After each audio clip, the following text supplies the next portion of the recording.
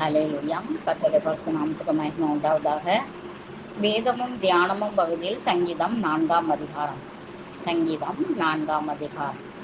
இதுவும் நெகினோத் என்னும் வாத்தியத்தில் வாசிக்க ராகவ தலைவனுக்கு ஒப்புவிக்கப்பட்ட தாவீதின் சங்கீதம். இது யாருடைய சங்கீதம்? தாவீதின் சங்கீதம்.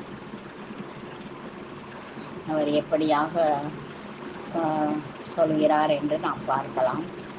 என் நீதியின் தேவனே, ஹல்லேலூயா. தேவனுக்கு ஒரு பெயர் வைக்கிறார். அவர் நீதியின் தேவன். ஹல்லேலூயா.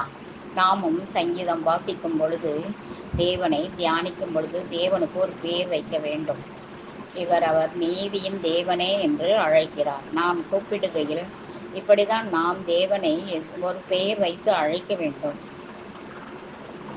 அவருடைய வாழ்க்கையில அவர் மிகுந்த வேதனையோடும் கண்ணீரோடும் அலைச்சல்களினாலே திரியும் பொழுது அவர் நீதியின் தேவனை நோக்கி கூப்பிடுகிறார். நம்மளுக்கு என்னென்ன காரியங்கள் மத்தியிலே நாம் வாழ்ந்து கொண்டிருக்கிறோமோ அதற்கு ஏற்ப நமக்கு ஒரு பேர் வைத்து தேவனை கூப்பிட வேண்டும். அல்லேலூயா.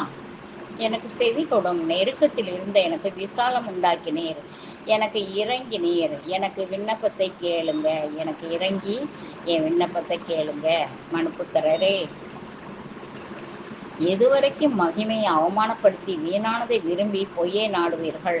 போல ஆண்டவர்கிட்ட கேட்குறாரு. அடுத்தாப்புல மனுஷங்கிட்ட பேசுகிறாரு.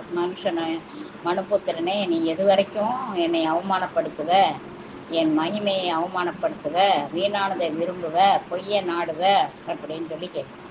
பக்தி உள்ளவனை கர்த்தர் தனக்கென்று தெரிந்து கொண்டார் என்று அறியுங்கள். நான் கர்த்தரை நோக்கி கூப்பிடுகையில் அவர் கேட்பார். ஹல்லேலூயா. இது மிகவும் உண்மையான வார்த்தை பிரியமானவர்களே.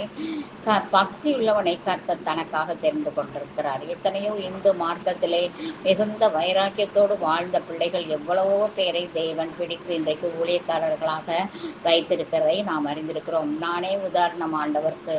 ஹல்லேலூயா. நானே பெரிய இந்த மார்க்கத்தில் இருக்கும் பொழுது அவ்வளோ பக்தி வைராக்கியமாக இருந்து ஒவ்வொரு கோயிலாக போய் நான் கடவுளை பார்க்கணும், எனக்கு அது வேணும் இது வேணும் என்று நான் கேட்டதில்லை பிரியமானவர்களே.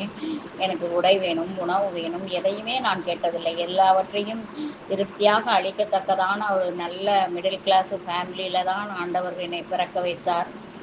அப்பா அம்மா நல்லா சமைப்பா அவர்கள். அப்பா அவர் கடை வைத்திருந்தார். அந்த கடையிலிருந்து வருகிற வருமானம் எங்களுக்கு போதுமானதாக இருந்தது பிரியமானவர்களே.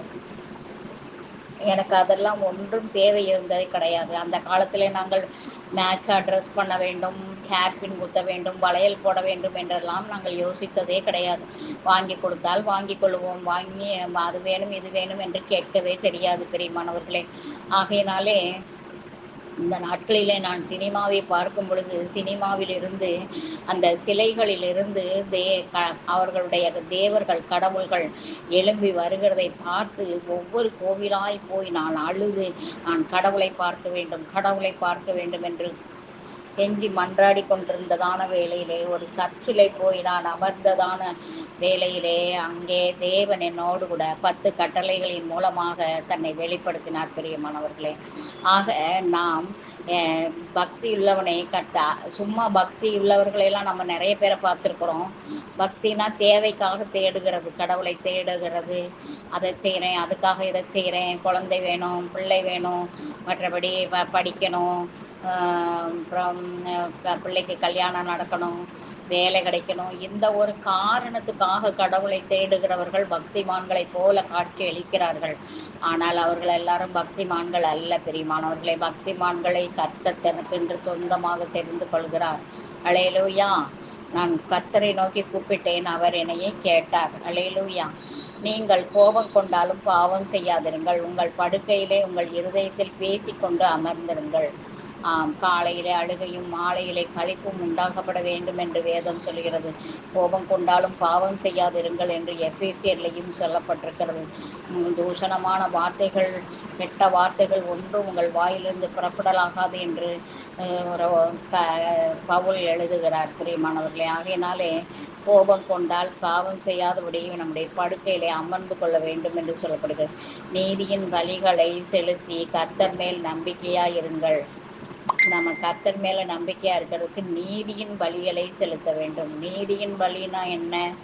நாம் உண்மையாக இருக்க வேண்டும், கர்த்தருக்கு மற்றவங்களுக்கு உதவி செய்கிறவர்களாக இருக்க வேண்டும், அதுதான் நீதி. பிரியமானவர்களே, இரக்கமுள்ளவர்களாய் இருக்க வேண்டும் என்பதுதான் நீதி. அல்லேலூயா. அது எங்களுக்கு நன்மை காண்பிப்பவன் யார் என்று சொல்லுகிறவர்கள் அநேகர். கர்த்தாவே, உம்முடைய முகத்தின் ஒளியை எங்கள் மேல் பிரகாசிக்க பண்ணும். ஹல்லேலூயா.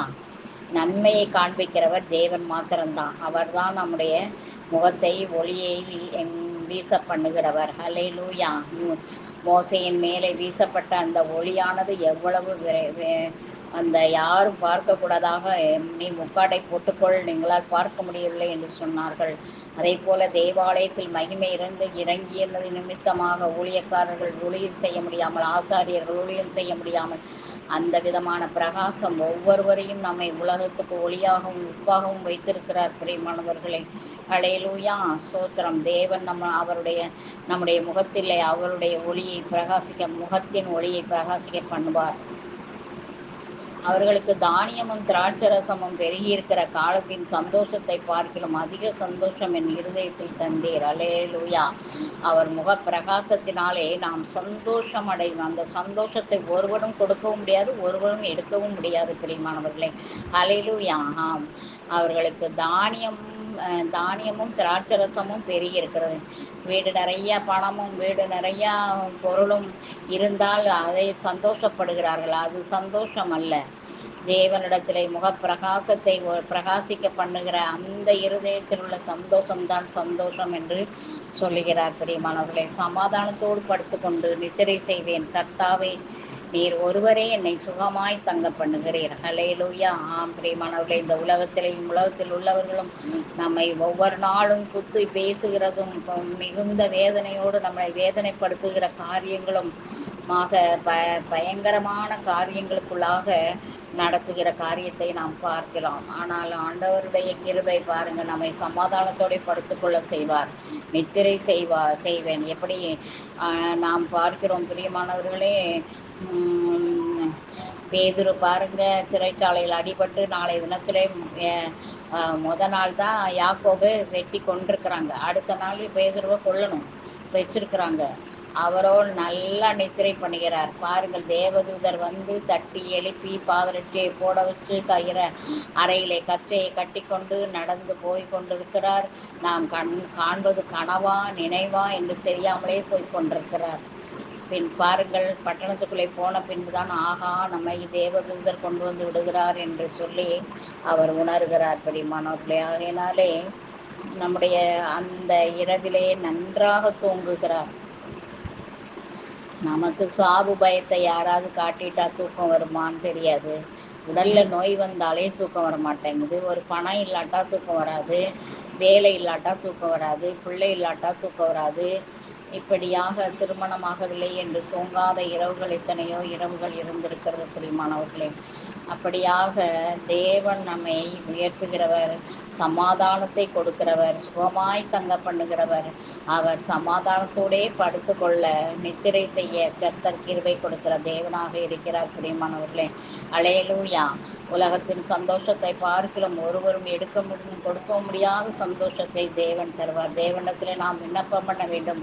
நீதியின் தேவனாக அவரை நாம் ஏற்றுக்கொள்ள வேண்டும். நீதியின் தேவன் நமக்காக யாவற்றையும் செய்து முடிக்கிற தேவனாக இருக்கிறார். பிரியமானவர்களே, ஹல்லேலூயா. கர்த்தர் நம்மை ஆசீர்வதிப்பாராக. ஹல்லேலூயா. ஸ்தோத்திரம்.